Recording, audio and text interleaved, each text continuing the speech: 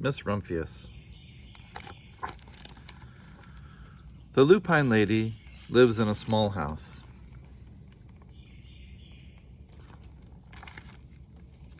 Overlooking the sea. In between the rocks and around her house grow blue and purple and rose-colored flowers. The lupine lady is little and old, but she has not always been that way. I know. She is my great aunt, and she told me so. Once upon a time, she was a little girl named Alice, who lived in a city by the sea. From the front stoop, she could see the wharves and the bristling masts of tall ships. Many years ago, her grandfather had come to America on a large sailing ship.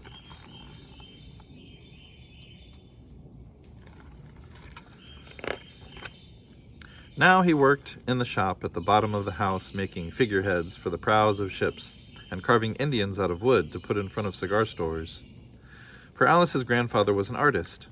He painted pictures, too, of sailing ships and places across the sea. When he was very busy, Alice helped him put in the skies.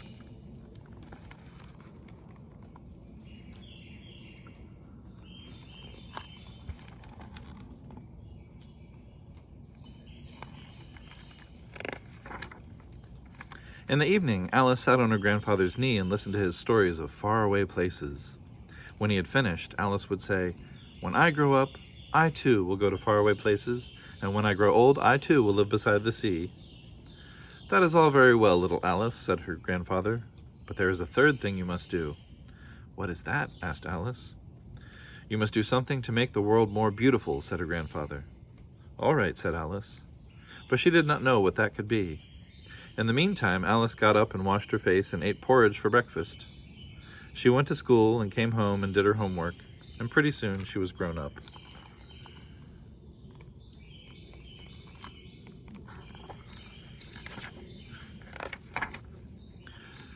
Then my great-aunt Alice set out to do the 3 things she had told her grandfather she was going to do.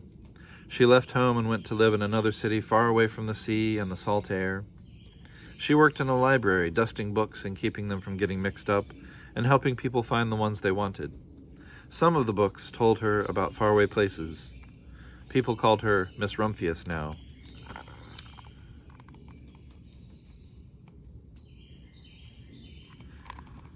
That's a card catalog, boys and girls. That's what we had to use to find books when we were little.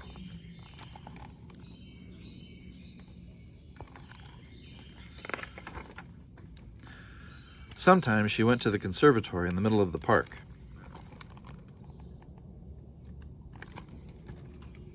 When she stepped inside on a wintry day, the warm, moist air wrapped itself around her and the sweet smell of jasmine filled her nose.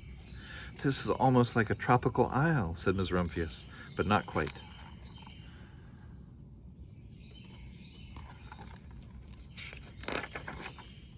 So Miss Rumphius went to a real tropical island where people kept cockatoos and monkeys as pets. She walked on long beaches, picking up beautiful shells. One day she met Bapa Raja, king of a fishing village. "You must be tired," he said. "Come into my house and rest." So Miss Rumphius went in and met the Bapa Raja's wife. The Bapa Raja himself fetched a green coconut and cut a slice off the top so that Miss Rumphius could drink the coconut water inside. Before she left, the Bapa Raja gave her a beautiful mother-of-pearl shell on which he had painted a bird of paradise and the words, "You will always remain in my heart." "You will always remain in mine too," said Miss Rumphius.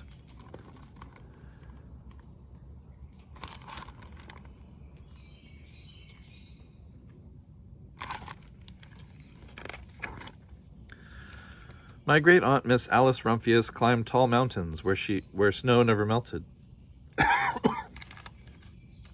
She went through jungles and across deserts. She saw lions playing and kangaroos jumping, and everywhere she made friends she would never forget. Finally, she came to the land of the lotus eaters, and there, getting off a camel, she hurt her back. "What a foolish thing to do," said Miss Rumphius. "Well, I have certainly seen faraway places. Maybe it's time to find a place by the sea." And it was, and she did.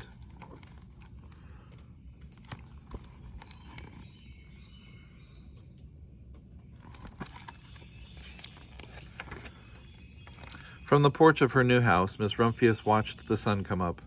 She watched it come across the heavens and sparkle in the water, and she saw it set in glory in the evening. She started a little garden among the rocks that surrounded her house, and she planted a few flower seeds in the stony ground. Miss Rumphius was almost perfectly happy. "But there is still one more thing I have to do," she said. "I have to do something to make the world more beautiful." "But what?" "The world is already a pretty place," she thought, looking out over the ocean.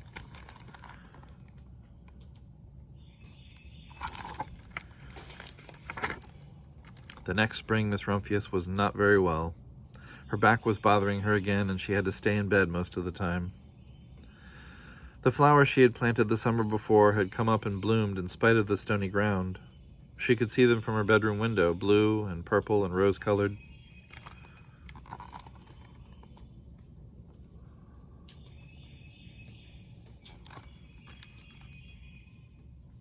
"Lupines," said Miss Rumphius with satisfaction.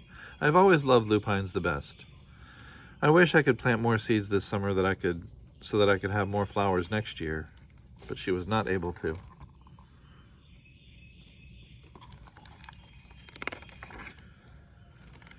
After a hard winter, spring came. Miss Rumphius was feeling much better.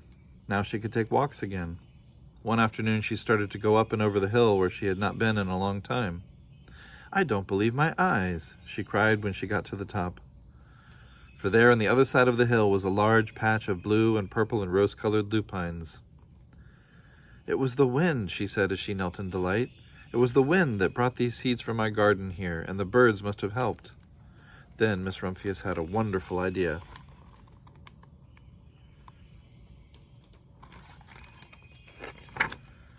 She hurried home and got out her seed catalogs.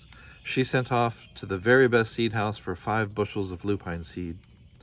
All that summer, Miss Rumphius, her pockets full of seeds, wandered over fields and headlands, sowing lupines.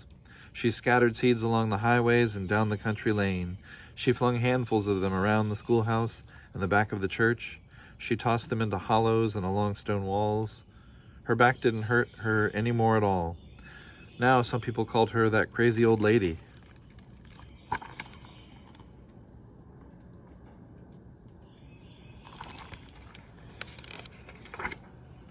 The next spring there were lupines everywhere. Fields and hillsides were covered with blue and purple and rose-colored flowers. They bloomed along the highways and down the lanes. Bright patches lay around the schoolhouse and back of the church. Down in the hollows and along the stone walls grew the beautiful flowers.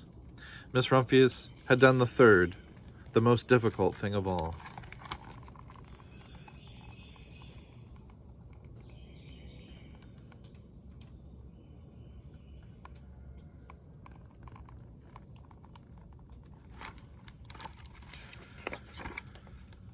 My great-aunt Alice, Miss Rumphius, is very old now. Her hair is very white. Every year there are more and more lupines. Now they call her the Lupine Lady. Sometimes my friends stand with me outside her gate, curious to see the old lady who planted the fields of lupines. When she invites us in, they come slowly. They think she is the oldest woman in the world. Often she tells us stories of faraway places. When I grow up, I tell her I too will go to faraway places and come home to live by the sea. "That is all very well," said little Alice, says my aunt, "but there is a third thing you must do." "What is that?" I ask. "You must do something to make the world more beautiful." "All right," I say.